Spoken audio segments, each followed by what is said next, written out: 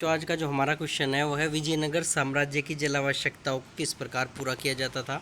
बहुत महत्वपूर्ण प्रश्न है। 2010 में भी आया, 2016 में भी आया है, 2018 में भी आया है कुछ सेट में, तो इसका विशेष ध्यान रखना है। अब इसका आंसर लिखेंगे। आंसर बिल्कुल सिंपल है। देखो, विजयनगर तत्कालीन लिख लेना। इससे पहले तत्कालीन विजयनगर जैसे विशाल साम्राज्य की जलापूर्ति तुंगभद्रा नदी की द्रोणी से हुआ करती थी। देखो, विजयनगर साम्राज्य को जो जल की आपूर्ति थी वो तुंगभद्रा नदी की द्रोणी से हुआ करती थी। तुंगभद्रा साम्राज्य के उत्तर पूर्व में बहती थी। जो साम्राज्य था विजयनगर साम्राज्य, उसके उत्तर पूर्व में तुंगभद्रा नदी बहा करती थी। इसके आसपास का क्षेत्र ग्रेनाइट की पहाड़ियों से घिरा था। इसके चारों ओर के क्षेत्र में ग्रेनाइट की विशाल पहाड़ियाँ थी जो विजयनगर के चारों ओर फैली हुई थी। यानी विजयनगर जो साम्राज्य था उसके चारों ओर ग्रेनाइट की पहाड़ियाँ थी। इन पहाड़ियों से निकलने वाली अनेक जलधाराएँ भी विजयनगर को लाभान्वित करती थी। देखो, इन पहाड़ियों से भी जलधाराएँ निकलती रहती थी जिनसे भी विजयनगर को जल की प्राप्ति हुआ करती थी। देखो, दो चीज़ हो गई। एक तो हो गई हमारे पास ग्रेनाइट की पहाड़ियाँ और उनसे निकलने वाली जलधाराएँ।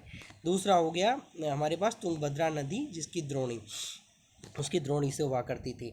इन धाराओं पर बांध बनाकर विभिन्न प्रकार के जलाशय बनाए गए थे।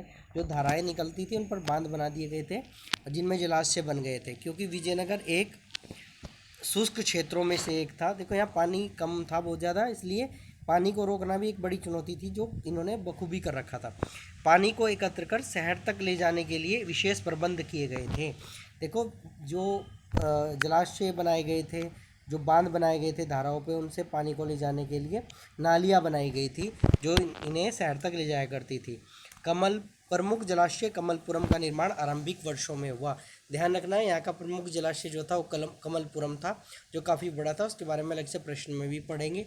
तो कमलपुरम के बारे में अगर पूछ लिया, एक कमल महल भी आएगा इसी में, एक कमलपुरम में ये जलाशय था।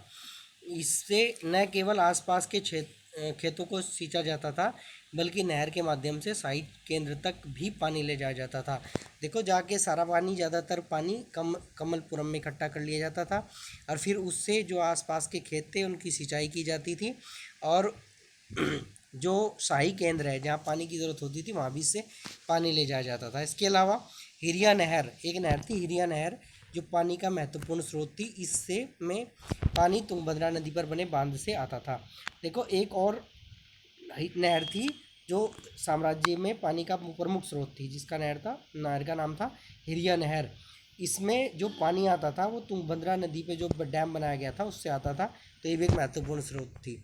इसके अलावा जल का प्रमुख स्रोत कुएँ भी थे, कुएँ भी बना दिए गए थे और अन्य स्रोत भी थे। तालाब, छोटे छोटे तालाब भी थे कमलपुरम के अलावा, और बहुत सारे जल के स्रोत, कुएँ भी थे। अतः कहा जा सकता है कि विजयनगर साम्राज्य की जल व्यवस्था अति उच्च स्तर की थी। देखो, इन्होंने सिंचाई की पर्याप्त व्यवस्था कर रखी थी। हर घर को, हर नागरिक को पानी मिले, इसकी पर्याप्त व्यवस्था कर रखी थी। जो इनका खुद का पानी है, संचित पानी है, वो बेकार ना जाए, उसकी व्यवस्था कर रखी थी। जो आसपास की ग्रेनाइट के पहाड़ियों से पानी निकल के जाता था उसकी भी इन्होंने काफ़ी बखूबी व्यवस्था कर रखी थी। तो कहा जा सकता है कि इनकी जल व्यवस्था थी उच्च स्तर की थी और उत्तम थी। फिलहाल इतना ही। धन्यवाद।